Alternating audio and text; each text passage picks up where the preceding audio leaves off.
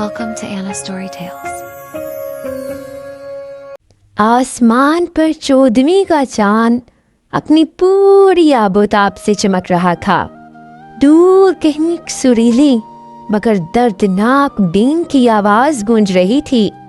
मारिया, जो एक नागिन थी जिसकी आंखों में सुनहरा नूर लहराता था, अपने इंसानी रूप में एक पत्थर पर बैठी थी।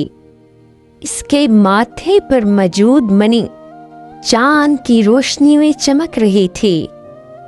अचानक बीन की आवाज करीब आई तो वो चौंक गई।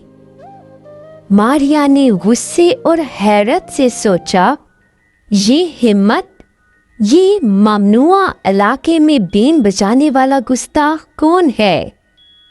क्या इसे अपनी जिंदगी अजीज नहीं है? वो तेजी से इस आवाज की सिमत बढ़ी।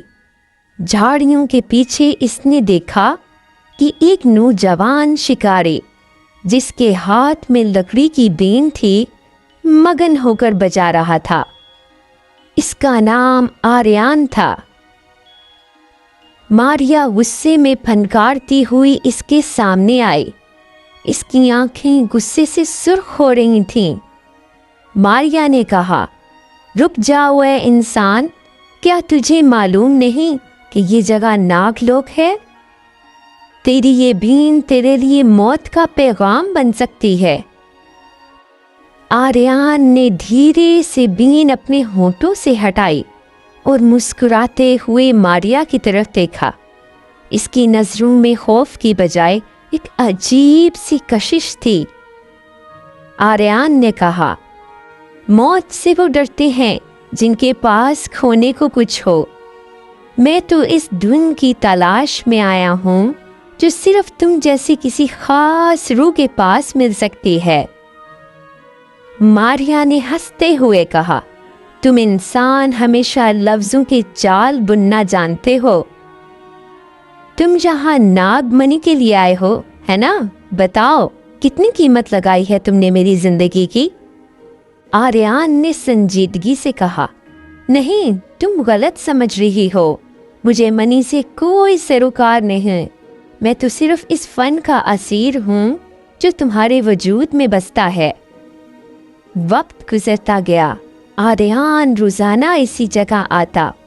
मारिया ने कई बार इसे मारने की कोशिश की, लेकिन आर्यान की बातों और इसकी बीन के सहरने से रोक दिया। एक शाम जब बारिश हो रही थी, वो दोनों एक गार में पनाह लिए हुए थे। मारिया ने कहा, आर्यान, तुम ये क्या कर रहे हो? एक नागिन और इंसान का कोई जोड़ नहीं होता। क्या तुम्हें नहीं पता कि मेरा एक डंग तुम्हारी हस्ती मिटा सकता है?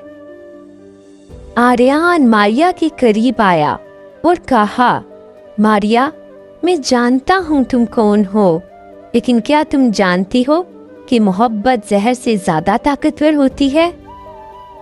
मैंने जब से तुम्हें देखा है, अपनी बीन की धुनों को तुम्हारे नाम कर दिया है। मारिया ने कहा, नहीं, ऐसा नहीं हो सकता। मेरे कबीले के कवानीन बहुत सख्त हैं। अगर मेरे आका को पता चला कि मैं एक इंसान से गुफ्तगू करती हूँ तो वो हमें जिंदा जला देंगे। आर्यान ने कहा, मैं तुमसे मोहब्बत करता हूँ मारिया, और मोहब्बत में इंसान तो क्या, देवता भी झुक जाते हैं। तुम बस एक बार मुझ पर इतबार तो करो। इसी दौरान बस्ती का एक लालची सपेरा कारनाथ, जो अरसे से मारिया की मणि के पीछे था, इसने आर्यान को मारिया के करीब देखकर मंत्र पढ़ना शुरू कर दिए। कारनाथ ने कहा, तो ये नागिन इस लौंडे के इश्क में गिरफ्तार हो गई। अब मणि हासिल करना और भी आसान होगा। इसने अपनी जादुई बीन बजाई, जिससे मारिया तड़पने लगी। वो अपने इंसानी रूप से नागिन के रूप में बदलने लगी। आर्यान चीखते हुए, मारिया, हिम्मत मत हारना, मैं तुम्हें कुछ नहीं होने दूंगा। मारिया दर्द से कराहते हुए बोली, आर्यान भाग जाओ, ये कालनाथ बहुत जालिम है, ये तुम्हें मार डालेगा। आर्यान ने कहा, कभी नहीं, अगर आज तुम्हारी हिफाजत करते हुए मेरी जान भी चली जाए तो मैं इसे अपनी खुशकिस्मती समझूंगा। आर्यान ने अपनी बीन उठाई और कालनाथ के काले जादू का मुकाबला करने लगा। दोनों के दरमियान मूसीकी और जादू की जंग छिड़ गई। आखिरकार आर्यान ने अपनी जान की बाजी लगाकर कालनाथ के जादुई दायरे को तोड़ दिया, लेकिन खुद शदीद जख्मी हो गया। मारिया आजाद होते ही नागिन के रूप में कालनाथ पर झपटी और इसे मार दिया। वो वापस आर्यान के पास आई तो वो आखिरी सांसें ले रहा था। मारिया ने रोते हुए कहा, आर्यान आंखें खोलो, देखो मैंने इसे खत्म कर दिया है।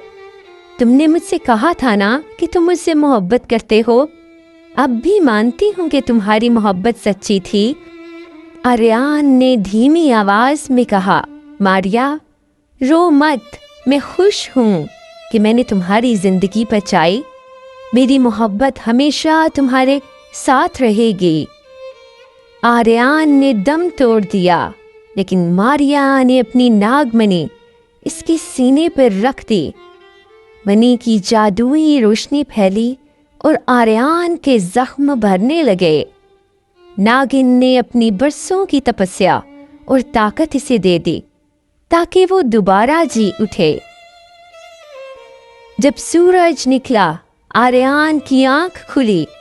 मारिया वहां नहीं थी, लेकिन इसके हाथ में एक छोटा सा सुनहरा पत्थर था और फिजा में वही बीन की आवाज गूंज रही थी, जैसे कह रही हो, कुछ मोहब्बतें जिस्मों की मोहताज नहीं होती।